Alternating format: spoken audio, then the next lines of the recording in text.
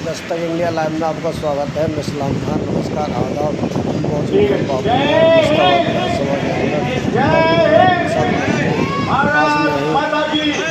शब्बीर अहमद जो है अपनी एनजीओ अमृत सेवक एनजीओ के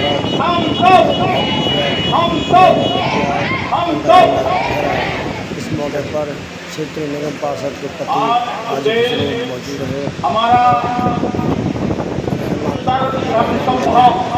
हमारी पार्टी, हमारा एनजीओ धर्म सद्भाव लेकर चलते हैं, सबको एक दूसरे को सहयोग करते हैं, सबको एक दूसरे को तत्पर रहते हैं। हमारे शब्बीर जी जब से हमसे मिले हैं, मैं समझता हूँ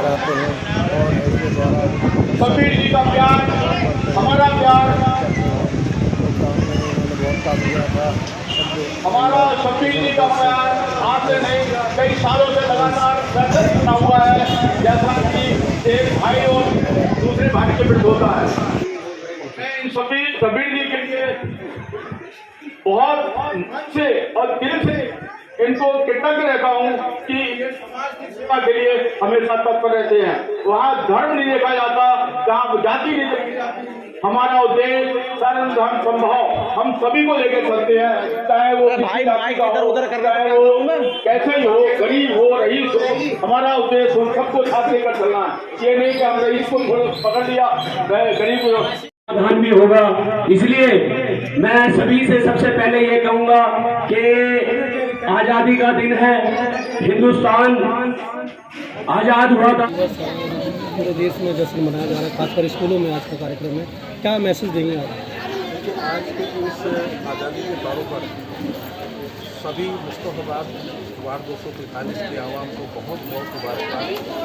और मैं अमन सेवक जो एनजीओ है, इनके सदर हाजी शब्बीर साहब और इनकी पूरी कमेटी को इस बात की मुबारकबाद देता हूँ कि ये हर साल इस प्रोग्राम को करते हैं और माशाल्लाह बहुत अच्छे से प्रोग्राम को इसको अंजाम देते हैं। बड़ी खुशी की बात है कि जिस तरह से आज इस आज़ादी को हासिल करने के लिए हमारे उलेमाओं ने अपनी जानों की कुर्बानियाँ दी हैं। आज ये हमें अपने उन उलेमाओं पर, अपने बुजुर्गों पर फख्र है कि आज हम आज़ाद मुल्क में सांस ले रहे हैं। अगर वो ऐसा ना करते, अपने घरों को छोड़ करके अपने जिस्म की, अपनी जानों की कुर्बानी ना करते, तो शायद आज हम इसी तरह से जैसे पहले हिंदुस्तान दूसरों के कब्जे में था, आज गुलाम की हालत में जी रहे होते। हम उनके लिए दुआ करते हैं कि अल्लाह पाक उनको बेहतर से बेहतर जजा दे और जन्नत में आलम का। उन लोगों को क्या कहना चाहेंगे जो हिंदू मुस्लिम की बात करते हैं? बिल्कुल सभी, देखिए मैंने सबसे पहले अपने माइनॉरिटीज़ के, अपने उलेमा को जिक्र इसलिए किया है क्योंकि आज की जो सत्ता है वो कहीं ना कहीं इस इतिहास को बदलने का काम कर रही है। उनका कहीं नाम नहीं लिया जाता। आप जाइए इंडिया गेट पर, उस पर जितने नाम लिखे हुए हैं उस पर शायद 60% मुस्लिम के नाम लिखे होंगे, लेकिन आज उनको कहीं छुपाने की कोशिश की जा रही है। मैं ये कहना चाहता हूँ कि जिन्होंने भी, हमारे बुजुर्गों ने, हिंदुस्तान के सभी धर्म के लोगों ने अपनी जानों की कुर्बानियाँ दे करके शहीदी दी है और अपने मुल्क को आज़ाद कराया है, मैं उन सब के लिए नमन करता हूँ, दुआ करता हूँ कि उनको अल्लाह पाक बेहतर दर्जा दे। आपने नशे की बात करी, देखा जाता है कि एक ज़माना था कि मुस्लिम इलाकों में नशे की चीज़ से दूरी रहती थी, लेकिन आज लगातार खासकर जो है मुस्ताबाद में नशे की दुकानें लगातार खुल रही हैं, चाय की दुकान के रूप में, पान की खोखे की दुकान के रूप में, बैठने के रूप में अलग अलग तरीका है, लेकिन वो दुकानें लगातार हर गली मोहल्ले में दिखाई दे रही हैं। तो ऐसे में आपकी कितनी जिम्मेदारी बनती है उसको ख़त्म कराने की? बिल्कुल सही कहा आपने। जैसे कि अभी मैंने थोड़ी देर पहले ही यहाँ पर ये जिक्र किया है, जिस तरह से आपने कहा कि छोटी छोटी चाय की दुकान है, देखने में लगती है बाहर चाय की दुकान है, लेकिन वो उसके अंदर कुछ और चल रहा होता है। ये छोटी सी परचून की दुकान नज़र आती है, लेकिन उसकी बैक साइड में कुछ और चल रहा होता है। हमारे जो नौजवान बच्चे जो अभी कम समझ रखते हैं, उनको गुमराही की तरफ ले जाया जा रहा है। मुझे तो ये लगता है कि ये कोई बहुत बड़ी साजिश ना हो, लेकिन फिर भी हम सब लोग अपने अपने इलाके के जिम्मेदारों के साथ बैठ कर के इसको किसी भी तरह से यहाँ से हटाने की कोशिश करेंगे।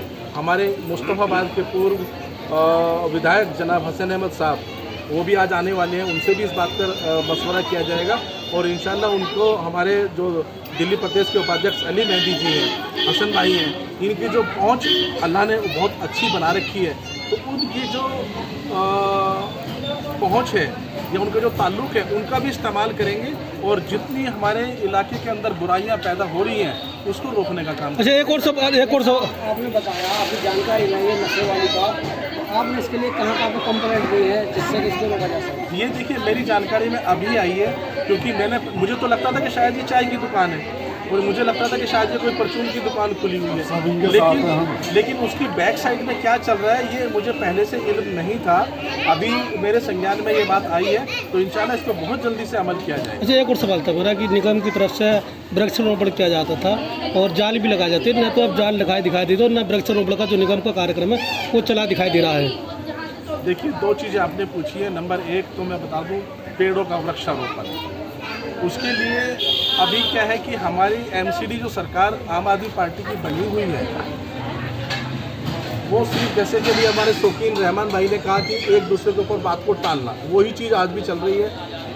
दिल्ली की गवर्नमेंट में भी वही चल रहा है और एमसीडी की सरकार में भी वही चल रहा है। स्टैंडिंग कमेटी इन्होंने आज तक नहीं बनाई है जो सारे फैसले लेती है, सारी योजनाएं बनाती है, पैसा वही अलॉट करती है हर एक काम के लिए, हर एक योजना के लिए। मुझे 20 महीने हो गए हम लोगों को निगम पार्षद बने हुए। 20 महीनों में हमने अभी तक कोई एमसीडी की तरफ से योजनाएं कोई आती नहीं देखी। जहाँ तक सवाल है, आपने जिक्र किया जाल लगाने का, लोहे के जाल लगाने का, ये जो हमारा वार्ड मुस्तफाबाद 243 जो वार्ड है, ये एमसीडी की नज़रों में अनऑथराइज वार्ड है। पहले एमसीडी में बीजेपी की गवर्नमेंट रही है और अब आम आदमी की सरकार रही है।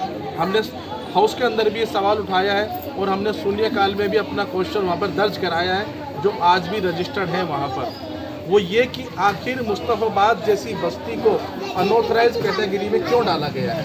अनऑथराइज का मतलब ये है कि इसके अंदर पार्षद निधि का जो फंड आता है वो लग ही नहीं पाएगा। किसी भी तरह से हम नाली की रिपेयर नहीं कर पाएंगे। हम की बात की जाए तो जाल तो उसमें पहले भी लगाए जा चुके हैं। नहीं, देखिए वो जाल पहले कैसे लगे मुझे नहीं मालूम, लेकिन आज की डेट में हमने 50 जाल बनाने का ऑर्डर डाला था, लेकिन वो अप्रूव नहीं किया। कहा जी ये तो अनऑथराइज कॉलोनी है, इसमें निगम पार्षद का फंड नहीं लगेगा। और हम सब भाई जितने भी यहाँ इकट्ठे हुए हैं, हम भाईचारे का संदेश देना चाहते हैं। सर्व धर्म समभाव हम लेकर चलते हैं। सब हिंदू मुस्लिम भाई भाई, हिंदू मुस्लिम सिख ईसाई सब भाई भाई, यही मेरा संदेश है। सब मिलकर चलें, एक दूसरे के सहयोग करें और हमारा देश जरूर बढ़ेगा जब हम सब मिलकर चलेंगे, आगे बढ़ेंगे। आज का मैसेज देंगे, स्वतंत्र दिवस का मौका है, यही मैसेज देंगे पूरे देश में।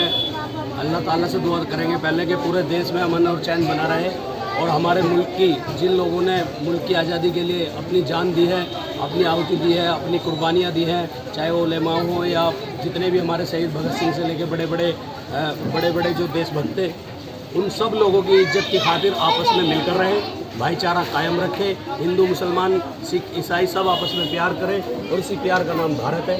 इस भारत को जोड़ने का काम करें।